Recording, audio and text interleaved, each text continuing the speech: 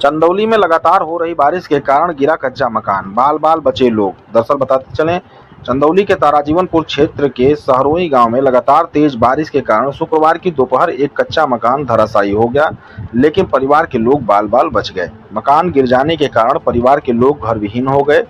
घर विहीन हुए लोगों में नाम दुर्गावती देवी, पति शिखारी देवी कुमार एवं सीताबी देवी पति विवेक कुमार का कच्चा मकान भरभरा कर गिर गया। जब मकान गिरने लगा तो परिवार के लोग घर के बाहर निकल गए, जिससे उनकी जान बाल बाल बच गई। परंतु दैविक आपदा के कारण परिवार के लोग खुले आसमान के नीचे रहने को मजबूर हो गए। उनका गृहस्थी का सामान नष्ट हो गया। वहीं सूचना मिलने पर गांव के समाज सेवी राहुल मिश्रा कुछ दबे हुए सामान को ग्रामीण की मदद से बाहर निकलवाए। पीड़ित परिवार व ग्रामीणों ने जिला प्रशासन से आवास व आर्थिक मदद की गुहार लगाई है। देखें चंदौली से मनोज मिश्रा की यह खास खबर।